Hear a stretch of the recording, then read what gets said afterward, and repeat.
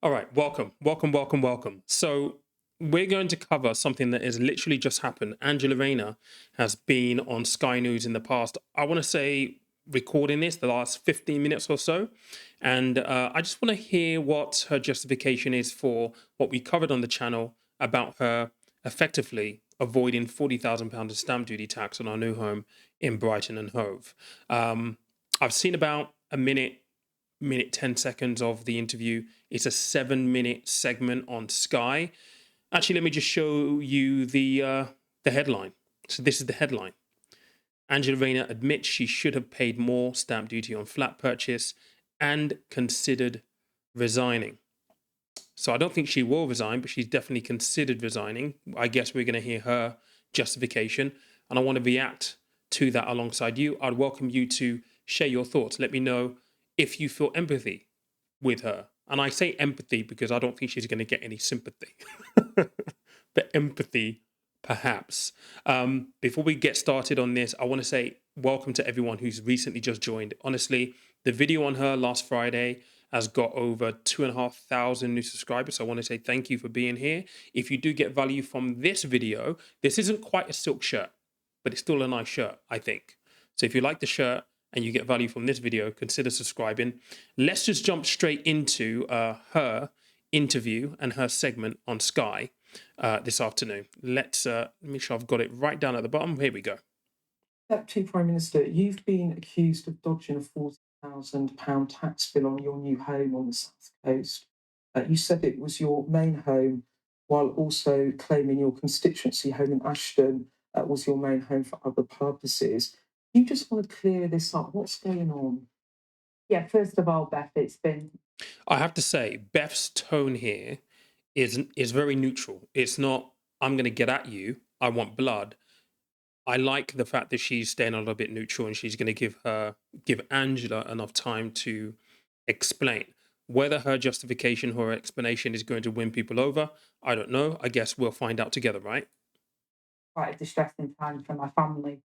I have a court order that was in place around confidentiality regarding my son, my family, and my divorce proceedings that happened in 2023, and therefore wasn't able to give a full account of the circumstances of our complex living arrangements. That order was lifted last night. I applied to have that order lifted so that I could give people the information. In 2020, my son had an award, and a trust was set up by the court to deal with his finances as part of that award, and with a legal trustee. And in 2023, when me and my husband divorced, the decision was, because that home was adapted to support my son who has lifelong disabilities as a result of that injury that occurred to him, that trust was set up, and they decided that they would take on the property so that me and my husband could have a nesting arrangement where we could provide for my child in our family home, which is our family home and remains our family home. So when I'm looking after the children, I go back to the family home, and then when my ex-husband is looking after the children, he does. And it was done primarily to support my son with his additional needs and to provide stability for them during the divorce.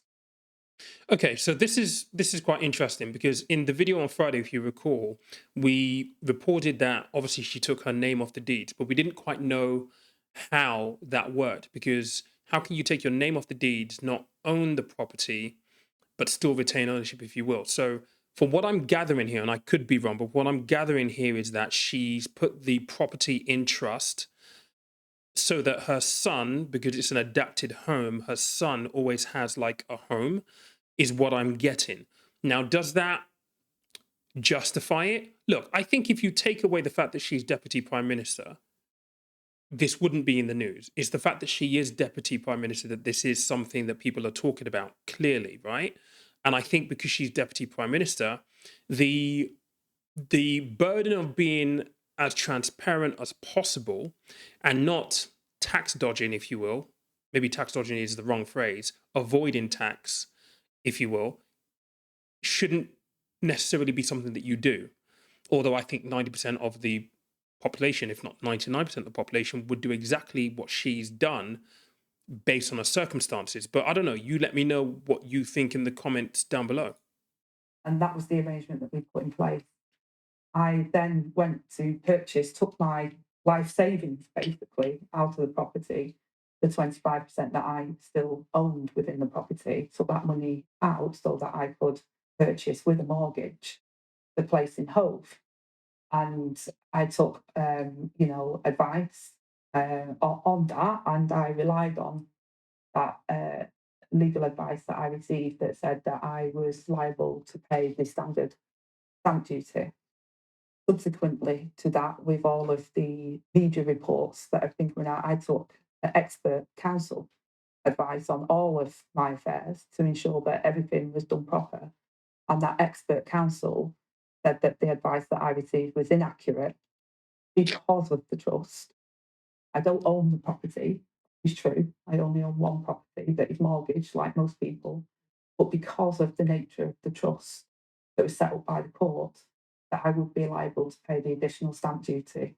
As soon as I knew that that was the case, I have alerted and referred myself to the independent advisor on the ministerial code to ensure that they can look transparently at what's happened, and also contacted HMRC to say that there is additional tax owing on this and that I'm prepared to pay that, fully comply with the HMRC as well. Okay. Okay. Let me just go full screen here. I mentioned the word empathy before.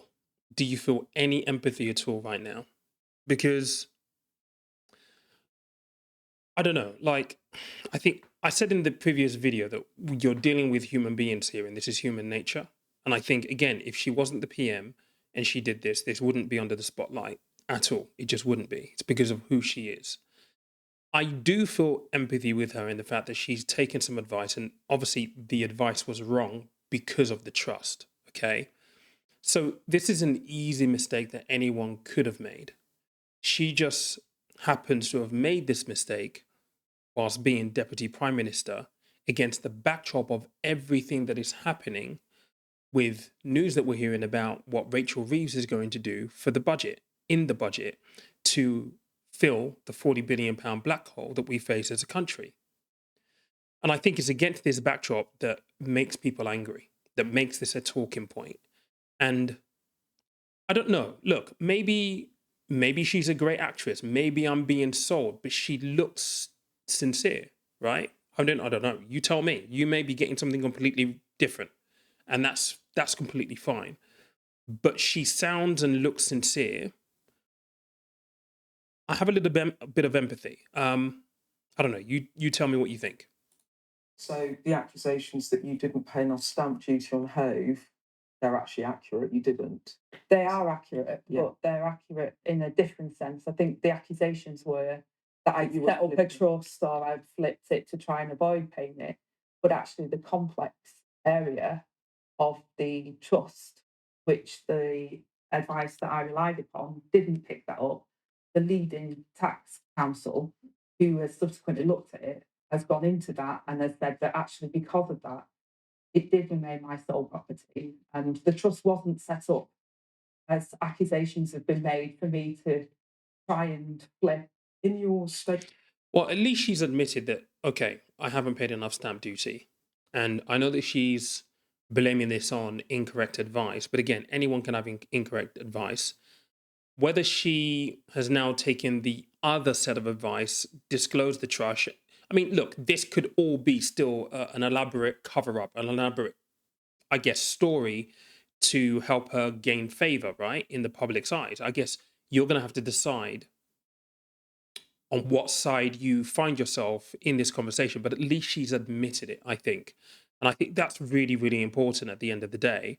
What I will say is this: if she has truly got, one piece of advice that was incorrect, and she's gone to another expert, and the expert has said that actually this original advice upon which you acted upon is incorrect, she has grounds to basically claim against the person who provided that original piece of advice, because that original piece of advice would have cost her, it's going to cost her extra £40,000 now, even though she should have paid it already in the first instance.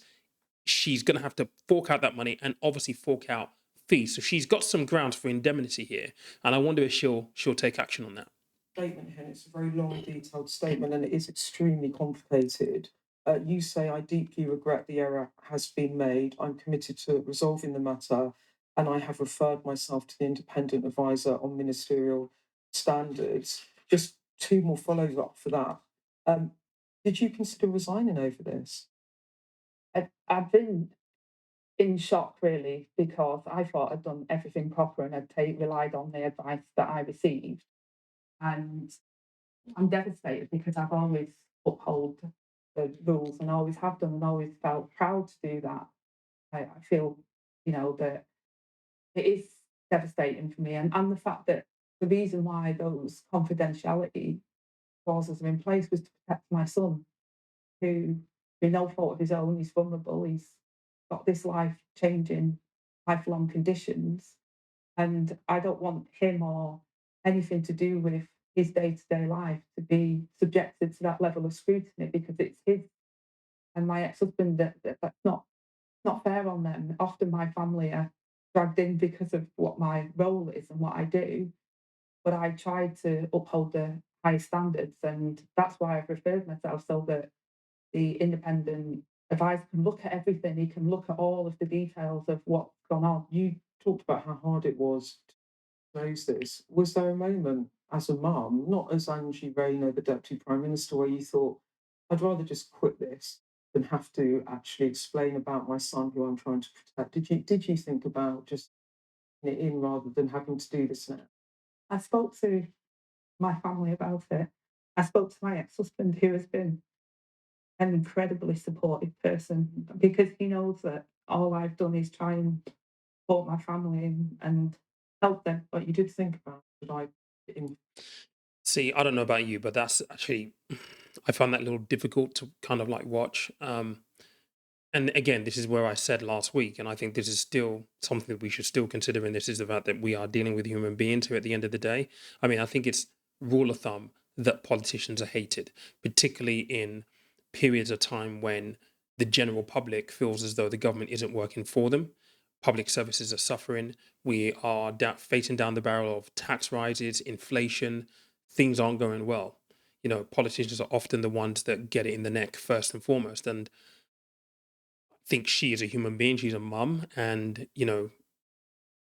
imagine yourself in that situation. I mean, I don't know how I would deal with it. I don't know how you would deal with it. I suppose it would be a very difficult thing to try and square because you have an important job, but you still have a family life in the background. And I think sometimes we do forget that. I don't know. What do you think? Your family are backing you, perhaps don't explain it. The number one priority for me and my ex husband has always been to support our children and do the best thing for our children. Just to be clear, you've referred yourself to the Standards Commissioner, contacted the tax revenue, said you could be liable for more tax. Presumably, you deeply regret this because of essentially the fallout for you. Do you think your position, Angie, even though you've explained it, do you think it's sustainable? That you can carry on? You have? Well, I made a mistake based upon the advice that I relied upon, that I received at the time, and a leading expert has now said that advice was wrong. I think hopefully most people can see if you rely on advice given to you by lawyers and you follow that process, and then you find out that that process is wrong and that advice was wrong, I'm rectifying it at the earliest opportunity. People make mistakes, but I conducted myself in trying to do the right thing. And I hope that people can see that. All right. So there you have it. I guess over to you for the verdict. How do you feel? What do you think? Is it a simple mistake or is it an elaborate cover up? Is this a failed attempt to avoid tax with a convoluted cover story? What do you think?